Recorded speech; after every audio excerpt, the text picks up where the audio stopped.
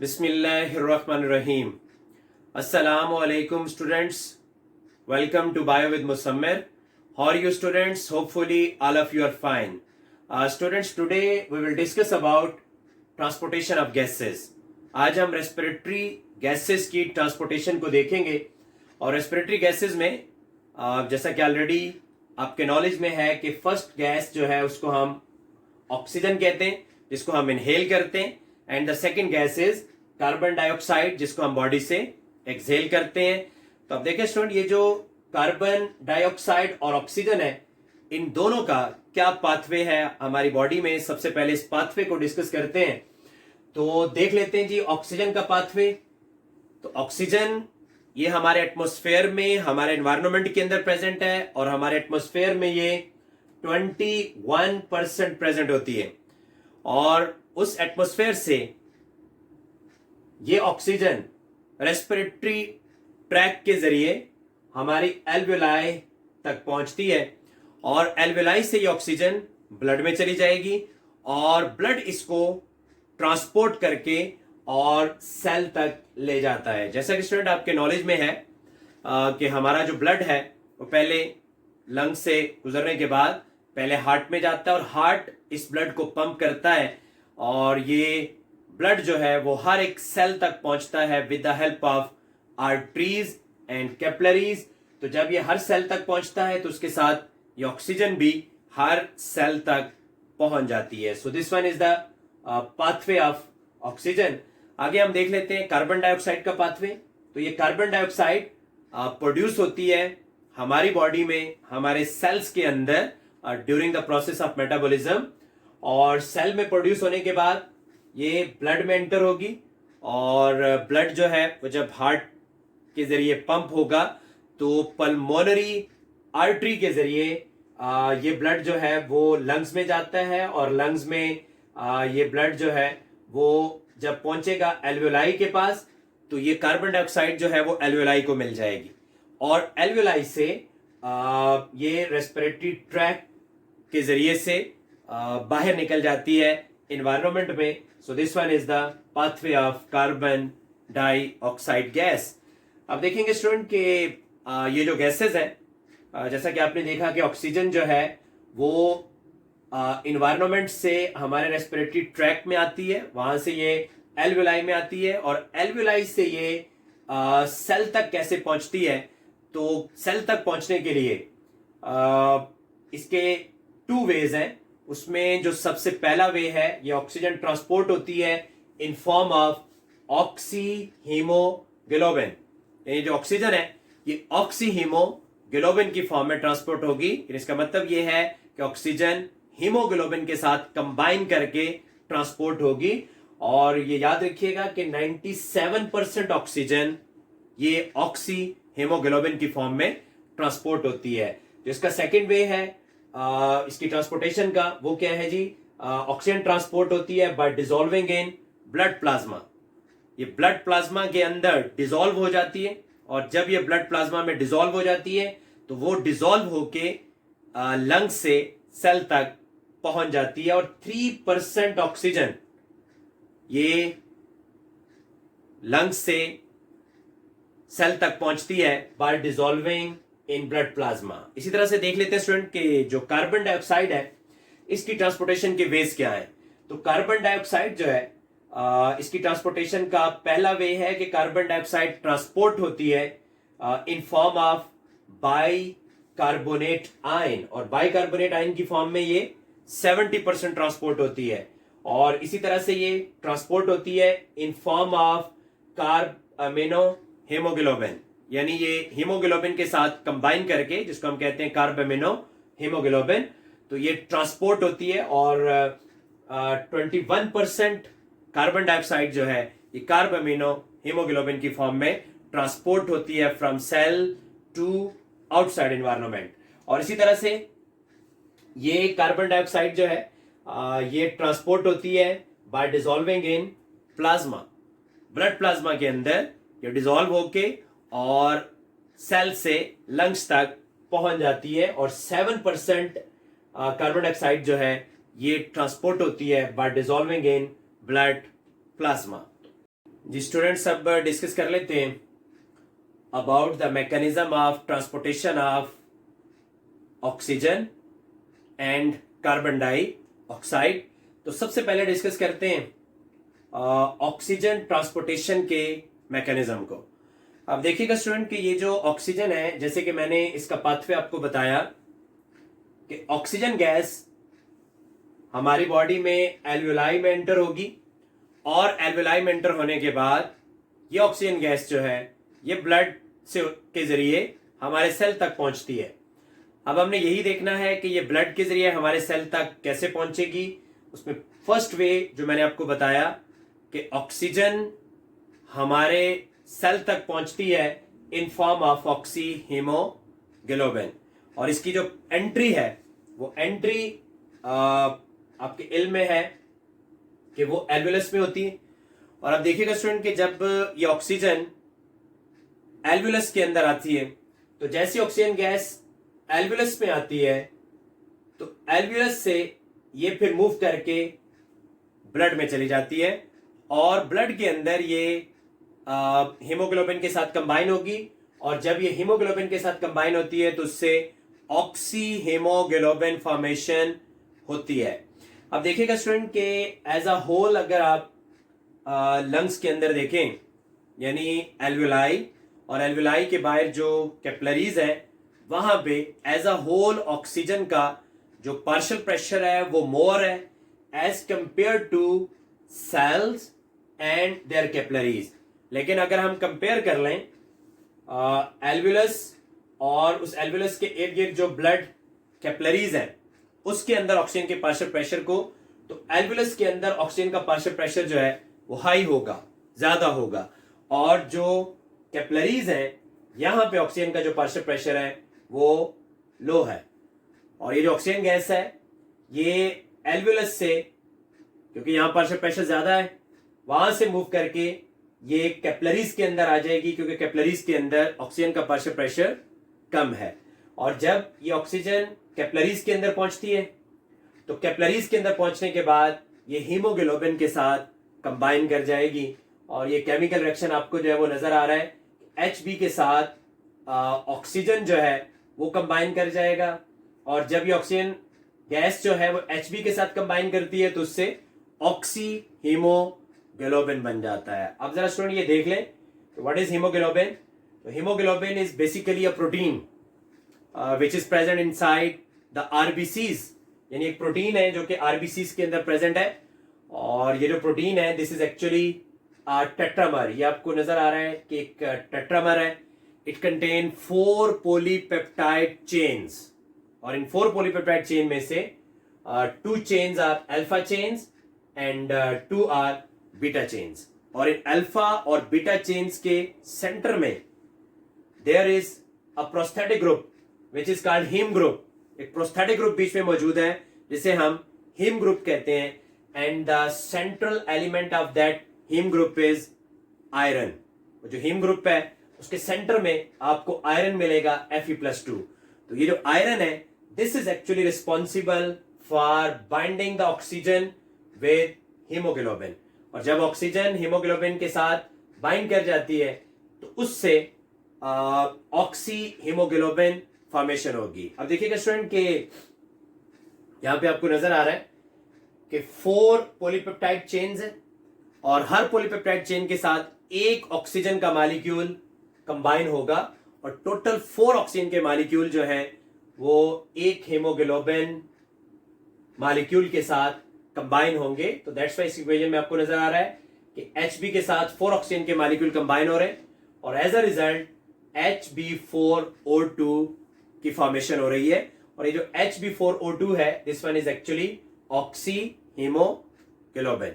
और जब ये ऑक्सी हीमोग्लोबिन फॉर्मेशन हो जाती है तो आपको पता है स्टूडेंट्स के लंग्स से जो ब्लड है वो पल्मोनरी वेन्स के जरिए वापस हार्ट में जाता है, और हार्ट से देन आर्टरीज के जरिए ये पहुंच जाता है सेल्स तक।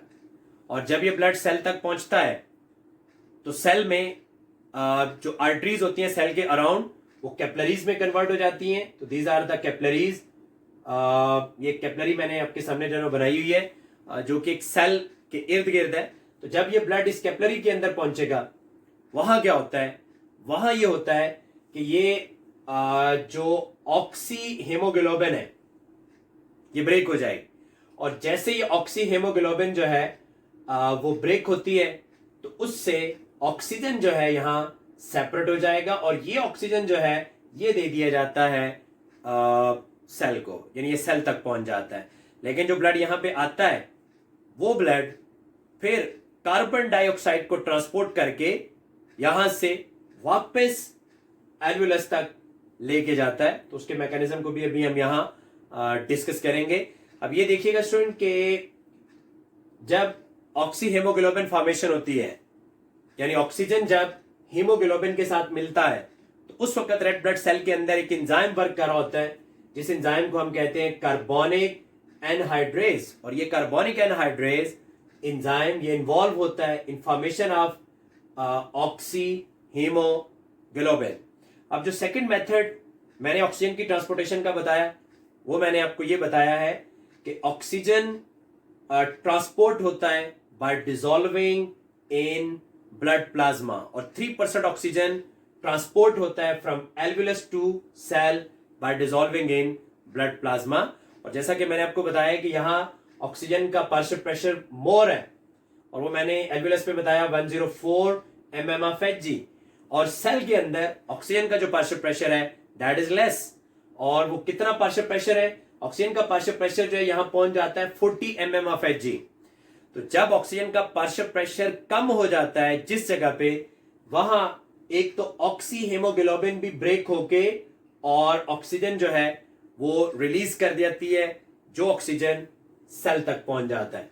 और इसी तरह से जो डिसॉल्व फॉर्म में ऑक्सीजन है वो भी ब्लड प्लाज्मा के अंदर से निकल के और सेल के अंदर चला जाएगा, क्योंकि यहां ऑक्सीजन का जो पार्शियल प्रेशर है दैट इज लो। यहां ऑक्सीजन का पार्शियल प्रेशर 40 mmHg है। तो ये 2 वेज है जिनके जरिए ऑक्सीजन ट्रांसपोर्ट होता है from alveolus to cells. Okay student, आप जरा डिस्कस कर लेते हैं about transportation of carbon dioxide. और जैसा कि मैंने आपको पहले बताया कि कार्बन डाइऑक्साइड जो है ये 3 वेज से ट्रांसपोर्ट होती है। इसमें जो फर्स्ट वे है वो है ये ट्रांसपोर्ट होती है in form of HCO3 negative ion, और HCO3 negative is the bicarbonate ion, और 70% कार्बन डाइऑक्साइड इसी फॉर्म में ट्रांसपोर्ट होगी। तो अब जरा पहले इस मैकेनिज्म को देख लेते हैं। अब देखिए स्टूडेंट, मैंने आपको ऑलरेडी ये बताया है कि कार्बन डाइऑक्साइड प्रोड्यूस होती है as a result of metabolic reactions. हमारे सेल के अंदर जब ग्लाइकोलाइसिस और क्रेब्स साइकिल का प्रोसेस होता है, तो during that food break down होती है, और ये जो फूड है ये एनर्जी में, वाटर में और कार्बन डाइऑक्साइड के अंदर ब्रेक डाउन हो जाती है। और ये जो कार्बन डाइऑक्साइड इस सेल के अंदर प्रोड्यूस होती है, ये देन यहां से ट्रांसपोर्ट होके और सेल के इर्द गिर्द जो ब्लड कैपिलरीज हैं उनके अंदर ये आ जाती है। अब देखिएगा स्टूडेंट कि जब कार्बन डाइऑक्साइड यहां पे प्रोड्यूस होती है, तो ये कार्बन डाइऑक्साइड का जो पार्शियल प्रेशर है वो स्टार्ट में यहां 40 mmHg ही है, और जो साइडों में ब्लड कैपिलरीज हैं वहां पर भी इसका जो पार्शियल प्रेशर है वो 40 mmHg ही है। अब होता यह है कि जब सेल के अंदर कार्बन डाइऑक्साइड प्रोड्यूस होगी, तो ये प्रोड्यूस होती जाती है, इसकी अमाउंट बढ़ती जाएगी, और ये कार्बन डाइऑक्साइड पहले यहाँ जो साइटोप्लाज्म है सेल का उसके अंदर डिसॉल्व होती जाती है वाटर में, और बाद में जब ये काफी ज्यादा अमाउंट में यहाँ इकट्ठी हो जाएगी, तो यहाँ इसका जो पार्शियल प्रेशर है वो इंक्रीज हो जाएगा, यानी इसका जो पार्शियल प्रेशर है वो 45 mmHg हो जाएगा। तो जब इसका पार्शियल प्रेशर 45 mmHg हो जाएगा, तो यहां से ये मूव करके ब्लड सेल में चली जाती है, और जब ये ब्लड सेल में जाती है तो वहां भी इसका पार्शियल प्रेशर इंक्रीज हो जाएगा। अब देखिए स्टूडेंट कि जब इसका पार्शियल प्रेशर ब्लड के अंदर भी इंक्रीज हो जाएगा, तो एज अ होल हम कह सकते हैं कि इस प्लेस पे कार्बन डाइऑक्साइड का जो पार्शियल प्रेशर है वो मोर है as compare to alveoli and their blood capillaries. तो अब होता क्या स्टूडेंट के जैसे ये कार्बन डाइऑक्साइड जो है वो ब्लड कैपिलरीज में एंटर होती है तो उसके बाद ये रेड ब्लड सेल्स में चली जाएगी, आरबीसीज के अंदर चली जाएगी, और आरबीसीज में पहुंचने के बाद this carbon dioxide will react with water. ये जो कार्बन डाइऑक्साइड है इसका वाटर के साथ रिएक्शन होगा, और जब कार्बन डाइऑक्साइड का वाटर के साथ रिएक्शन होता है तो एज अ रिजल्ट एक एसिड बनता है जिसको हम कहते हैं कार्बोनिक एसिड H2CO3, और इसमें एक एंजाइम वर्क कर रहा है इसको हम कहते हैं कार्बोनिक एनहाइड्रेज।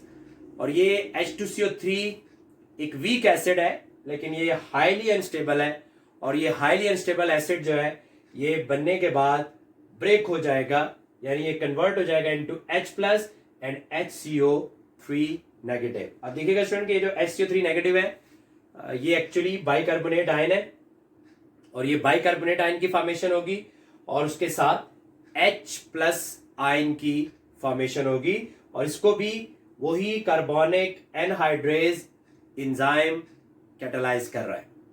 अब देखिएगा स्टूडेंट कि जब ये HCO3 नेगेटिव और H+ की फॉर्मेशन हो जाएगी रेड ब्लड सेल के अंदर, तो H+ के बनने की वजह से जो रेड ब्लड सेल के अंदर का एनवायरनमेंट है वो एसिडिक हो जाएगा।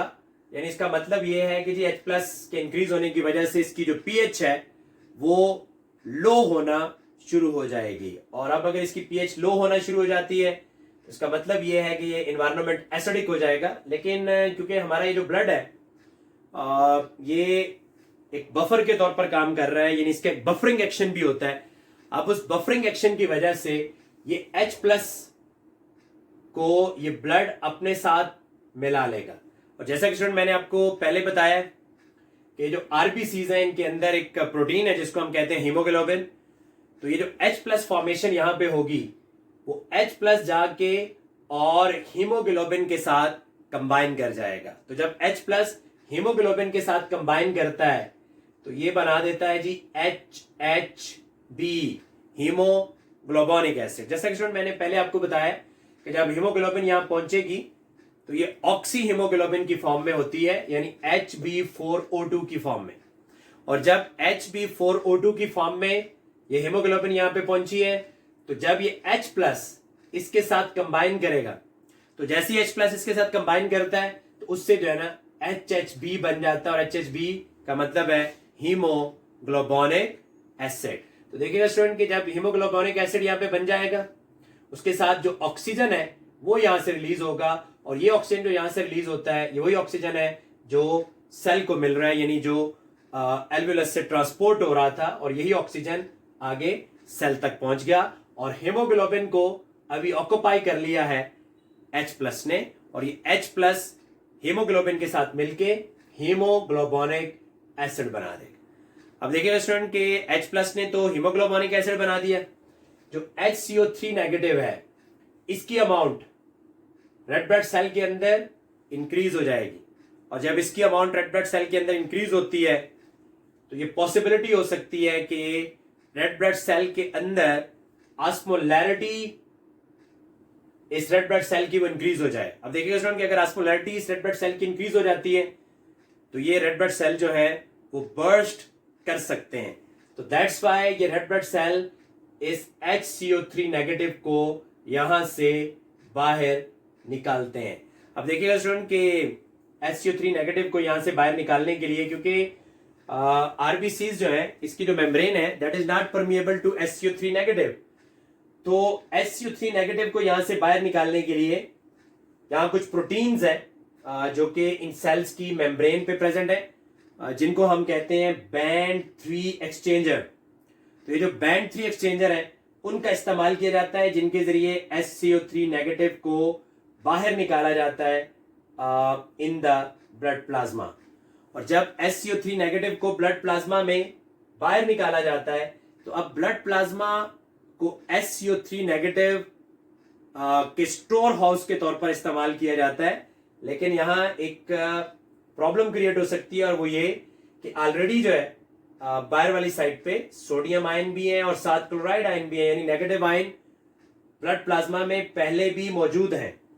तो there is chance of increase of negative charges outside the red blood cell inside the blood plasma. तो इसका मतलब यह है कि जी ब्लड प्लाज्मा के अंदर नेगेटिव चार्जेस के इंक्रीज होने के चांसेस हैं।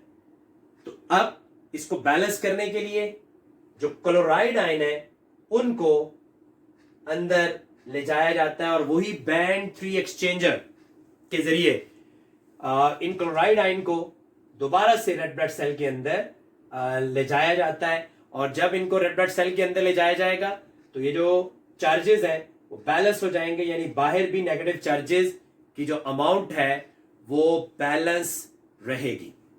और ये जो फेनोमिनन है, इस फेनोमिनन को हम कहते हैं क्लोराइड शिफ्ट।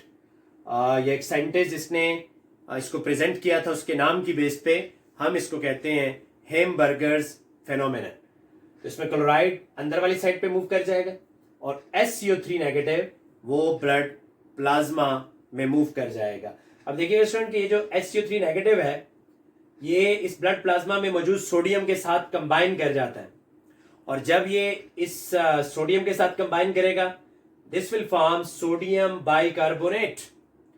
और ये जो सोडियम बाइकार्बोनेट है ये फिर ब्लड के जरिए ट्रांसपोर्ट होके और चला जाता है उन कैपिलरीज में जो कैपिलरीज एल्वुलस के सराउंडिंग में प्रेजेंट है।